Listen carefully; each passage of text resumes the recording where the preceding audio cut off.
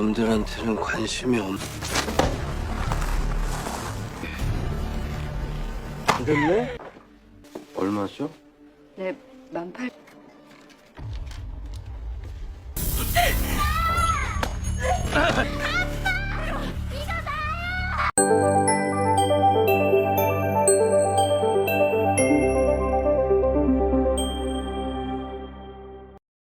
Setelah Sehyun pingsan, ayahnya segera menyeret tubuhnya dan meletakkannya di dalam mobil. Meskipun Sehyun masih setengah sadar, tubuhnya sangat lemah. Di sisi lain, ayah Sehyun mulai berpura-pura seolah-olah dirinya adalah korban. Ia pun dibawa ke rumah sakit karena mengalami luka, lalu melapor ke polisi dan mengklaim bahwa Sehyunlah yang menyerangnya. Barang-barang milik Sehyun dan sidik jarinya juga ditemukan di lokasi kejadian, sehingga tuduhan itu terlihat kuat. Namun, Jung Hyun tidak mempercayai tuduhan tersebut. Ia menemukan sepatu milik ayah Sehyun yang tertinggal di tempat kejadian, dan ia mengingat bahwa jejak sepatu itu mirip dengan yang pernah ia lihat di rumah lama Sehyun. Keesokan harinya, mereka mendiskusikan perkembangan kasus tersebut bersama atasan. Mereka akhirnya menyimpulkan bahwa foto anak kecil yang ditemukan memang merupakan Sehyun, sehingga Sehyun ditetapkan sebagai tersangka. Tim pun mulai memburunya untuk mencari keberadaannya. Akan tetapi, Jung Hyun menolak keputusan itu. Ia tetap yakin bahwa Sehyun bukanlah pelaku dan mencurigai bahwa ayah Sehyun, yaitu Chae Mingguk, yang kini berganti nama menjadi Eun Jo-kyun, memiliki keterlibatan. Kecurigaannya dikuatkan oleh pernyataan salah satu rekan mereka, yang mengungkap bahwa terdapat riwayat panggilan telepon antara Sehyun dengan seseorang yang tidak dikenal namun lokasinya berdekatan dengan tempat laundry Jo-kyun. Meskipun begitu, hingga saat itu belum ada bukti yang menunjukkan bahwa Jo-kyun adalah kaki tangan Sehyun. Tidak lama kemudian, datang seorang senior dari kepolisian wilayah selatan dan menyatakan bahwa kasus ini akan ditangani secara bersama. Sementara itu, anak perempuan yang bersama Sehyun membuang semua barang milik Sehyun, termasuk ponselnya. Namun, ia menyimpan jam tangan pemberian Jung Hyun dan memakainya sendiri. Anak itu kemudian menemui Sehyun dan menanyakan keadaannya, sambil mengobati luka di bagian kening Sehyun. Saat Sehyun memintanya untuk melepas ikatan, anak itu menolak. Ia mengatakan bahwa ia hanya akan melepaskan Sehyun jika ayahnya datang. Apapun yang dikatakan Sehyun tidak digubris dan tak diberi jawaban yang masuk akal. Sehyun sempat mengatakan bahwa anak itu tidak akan pernah bisa menggantikan posisinya, dan hanya dimanfaatkan oleh ayah Sehyun. Namun, anak itu tetap bersikeras dan tidak peduli. Di tempat lain, Jung Hyun mencoba meyakinkan Ketua Hong bahwa Sehyun bukan pelakunya. Namun, karena semua bukti mengarah pada Sehyun, Ketua Hong menilai bahwa Jung Hyun terlalu terbawa perasaan.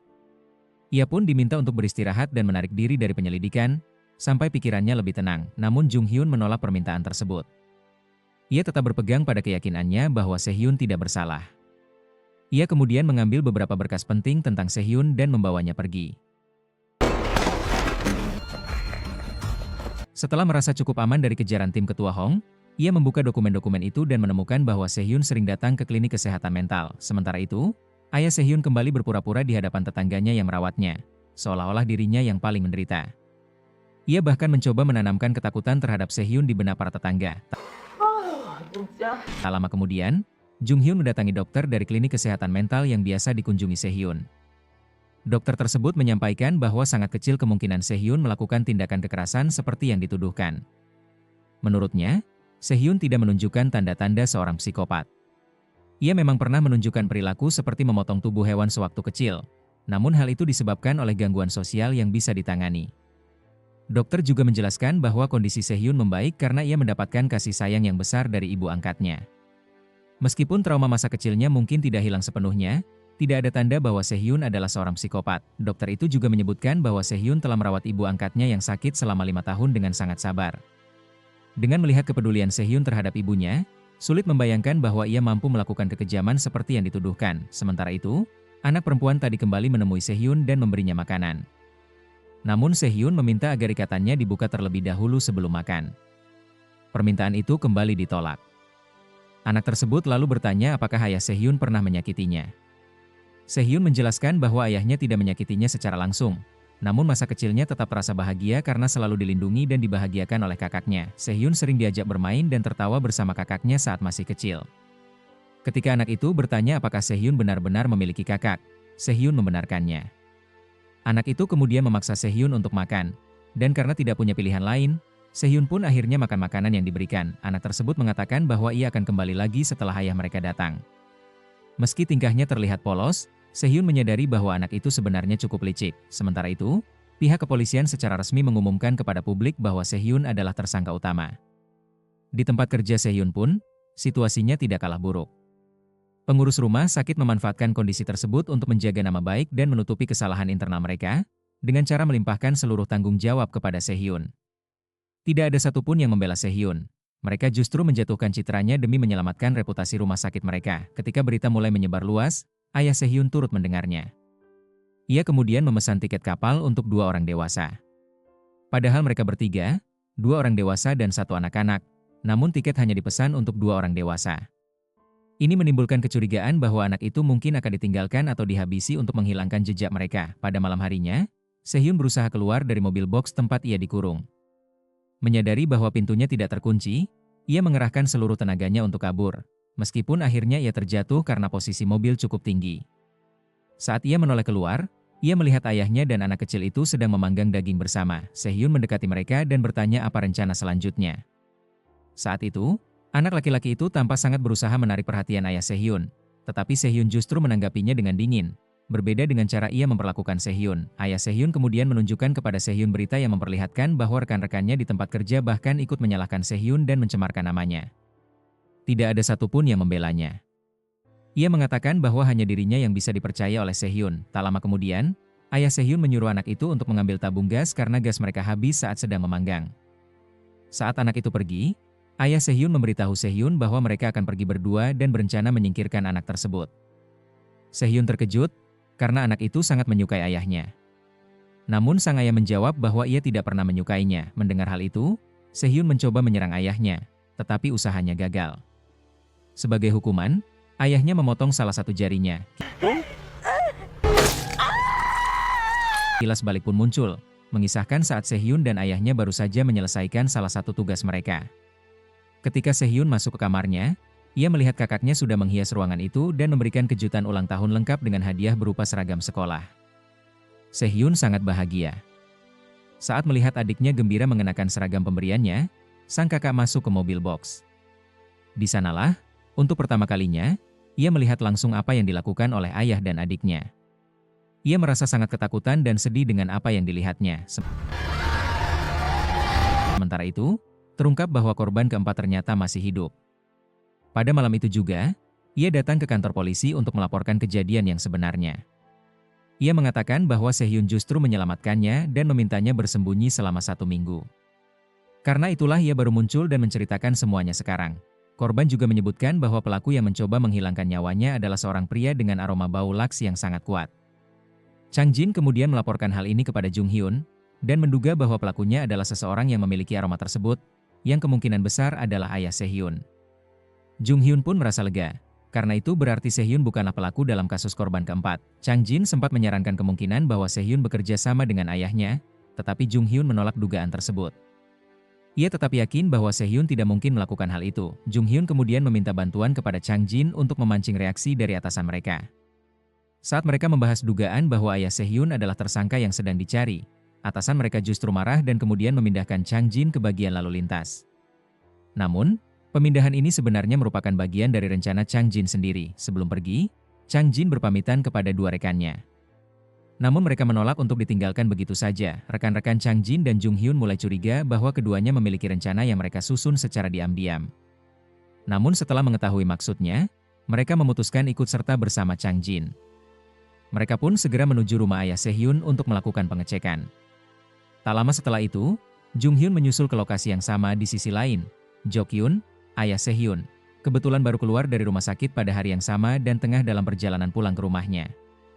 Saat para detektif tiba di rumah tersebut, mereka segera menggeledah seluruh ruangan, namun tidak menemukan barang bukti yang mencurigakan.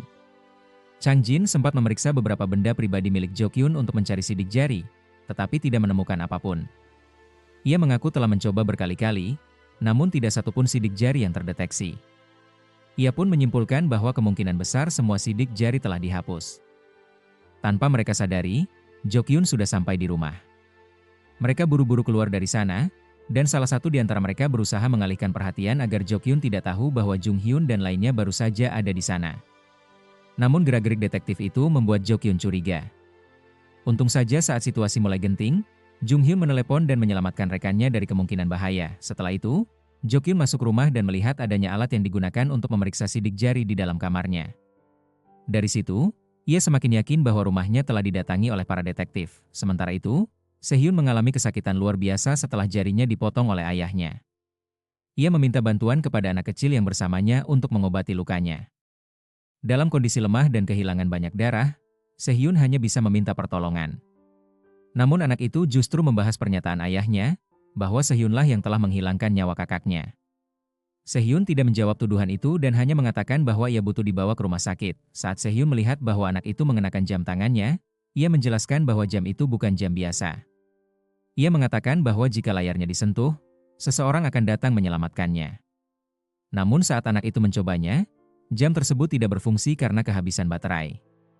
Akhirnya, Sehyun pingsan karena kehilangan terlalu banyak darah. Pada malam harinya, polisi menghubungi Jo Kyun dan memintanya datang ke kantor polisi untuk dimintai keterangan. Jo Kyun menyanggupi dan berkata bahwa ia akan tiba dalam waktu 1 jam. Namun, rekan-rekan Jung Hyun menemukan keanehan dalam gerak-geriknya, terutama karena ia menyewa mobil padahal baru saja keluar dari rumah sakit. Informasi tersebut langsung dilaporkan kepada Chang Jin dan Jung Hyun. Setelah mendapat laporan, Jung Hyun mulai mengikuti mobil Jo Kyun. Saat melihat kondisi Sehyun yang sudah sangat lemah, Sehyun kembali memohon untuk dibawa ke rumah sakit. Namun, Jo Kyun tetap tak peduli. Jung Hyun yang mengamati dari kejauhan melihat mobil Jo Kyun terparkir dan segera meminta Chang Jin untuk memeriksa nomor polisi kendaraan tersebut. Ternyata, plat nomor mobil itu terdaftar sebagai plat mobil curian. Sayangnya, keberadaan Jung Hyun ketahuan oleh Jo Kyun. Tak lama kemudian, menyuruh anak kecil itu membeli obat untuk Sehyun ke apotek. Namun saat tiba di sana, anak itu melihat kedekatan antara Sehyun dan ayahnya, yang membuatnya merasa cemburu, terutama karena Sehyun dirangkul oleh ayahnya. Saat anak itu kembali dari apotek, ia tidak membawa obat karena apotek membutuhkan resep dari dokter. Akhirnya mereka bertiga pergi ke apotek bersama, agar luka Sehyun bisa dilihat langsung oleh apoteker dan bisa mendapatkan obat. Apoteker pun melayani mereka, meskipun mengatakan bahwa seharusnya Sehyun segera dibawa ke rumah sakit karena kondisinya sudah terlalu parah. Sementara itu, Sehyun diam-diam mengambil cairan semprot dan menyiapkannya untuk menyerang ayahnya. Ketika mereka hendak meninggalkan apotek, Sehyun langsung menyemprotkan cairan tersebut ke mata ayahnya. Sehyun berharap bisa menyelamatkan diri dan juga anak kecil itu. Namun, karena anak itu tidak memahami situasinya, justru mereka berdua tertangkap. Ayah Sehyun kemudian memukul Sehyun, dan saat Jung Hyun datang untuk menolong, ia malah menjadi korban berikutnya. Jung Hyun dipukul berkali-kali hingga tak berdaya.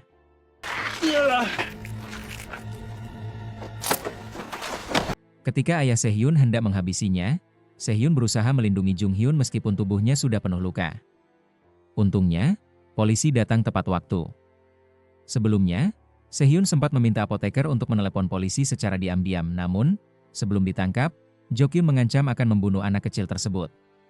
Ia pun melarikan diri, dan polisi segera mengejarnya. Kondisi Jung Hyun saat itu sangat kritis.